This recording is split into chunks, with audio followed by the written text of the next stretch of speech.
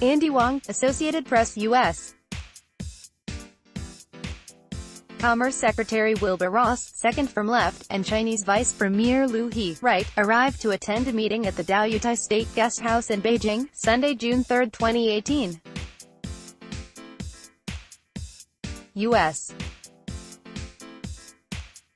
Commerce Secretary Ross is in Beijing for talks on China's promise to buy more American goods after Washington ratcheted up tensions with a new threat of tariff hikes on Chinese high-tech exports.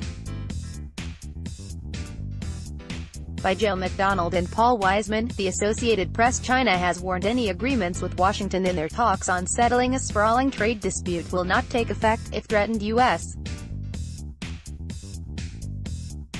sanctions including tariff hikes go ahead. White House advisors insisted on fundamental changes in ties between the world's two biggest economic powers. The statement Sunday came shortly after delegations led by U.S. Commerce Secretary Wilbur Ross and China's top economic official, Vice Premier Liu He, held another round of talks on China's pledge to narrow its trade surplus with the United States by purchasing more American goods. Start your day with the news you need from the Bay Area and beyond. Sign up for our new Morning Report weekday newsletter. Ross said at the start of the event they had discussed specific American exports China might purchase, but the talks ended with no joint statement and neither side released details. Both sides appear to have hardened their negotiating stances and are waiting for the other side to blink, said Eswar Prasad, professor of trade policy at Cornell University. Despite the potential negative repercussions for both economies, the risk of a full-blown China-U.S. trade war, with tariffs or other trade sanctions being imposed by both sides, has risen significantly. Asked specifically on Fox's Sunday Morning Futures if the U.S. is willing to throw away its relationship with China by proceeding with threatened tariff hikes, Peter Navarro, director of the White House National Trade Council, pointed in part to an unfair relationship involving a multi-billion-dollar trade deficit. Defense Secretary Jim Mattis warning of China's activities in the South China Sea and the threat of China stealing U.S. intellectual property. That's a relationship with China that structurally has to change, he said. We would love to have a peaceful, friendly relationship with China. But we're also standing firm that the president is the leader on this. The United States has threatened to impose tariffs on up to $50 billion of Chinese products in a dispute over Beijing's aggressive tactics to challenge U.S. technological dominance. Trump has asked U.S. Trade Rep.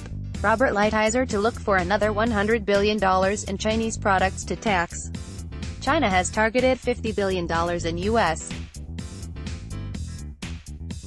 products in retaliation. Tensions temporarily eased on May 19 after China promised to significantly increase its purchases of U.S. farm, energy and other products. Treasury Secretary Steven Mnuchin said then that the U.S. tariffs were suspended and the trade war on hold.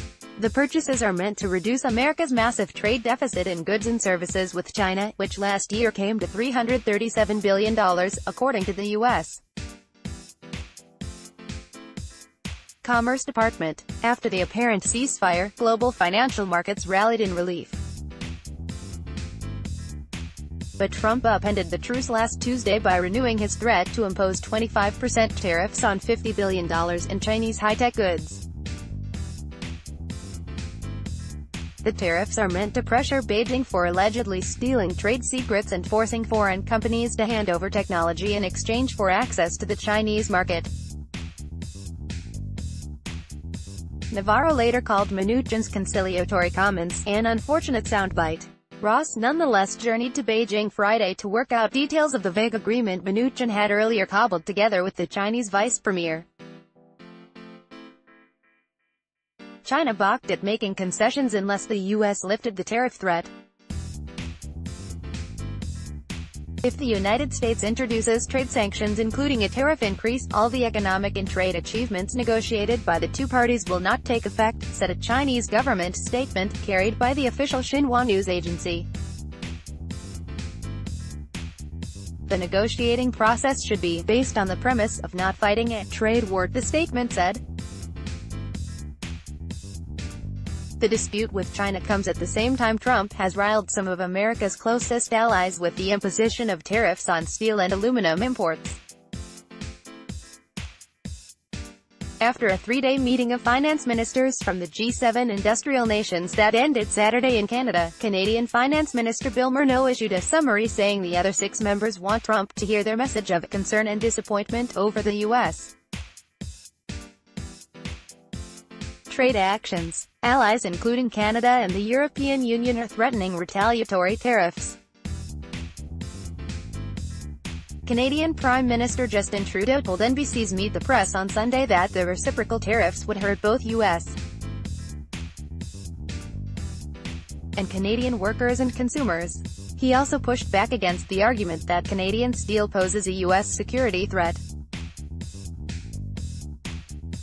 The idea that we are somehow a national security threat to the United States is quite frankly insulting and unacceptable, he said. Bruno Le Maire, France's finance and economy minister, also called the U.S. tariffs unjustified. We regret that our common work together at the level of the G7 has been put at risk by the decisions taken by the American administration on trade and on tariffs, he said. Trade analysts had warned Ross's hand might be weakened if the Trump administration alienated allies who share complaints about Chinese technology policy and a flood of low-priced steel, aluminum and other exports. Associated Press writer Matt O'Brien in Providence, Rhode Island, contributed to this story. You might also like more than 30 injured in bus collision print edition. Want to see how celebrities really live? See Inside Mansion Global by Dow Jones driver in fatal crash had been out all night print edition. Why Asia paints a bright picture. For investors, Allianz Global Investors apply for credit cards on bankbazaar.sg and get in. www.bankbazaar.sg. Being debt-free is within range with these lowest. Syncsaver.com.sg. NBA Finals, how Klay Thompson developed his pain. MercuryNews.com. Donald Trump has reportedly insulted women with the MercuryNews.com. Ask Amy, I slept with her fiancé, but the weddings. MercuryNews.com. Recommended by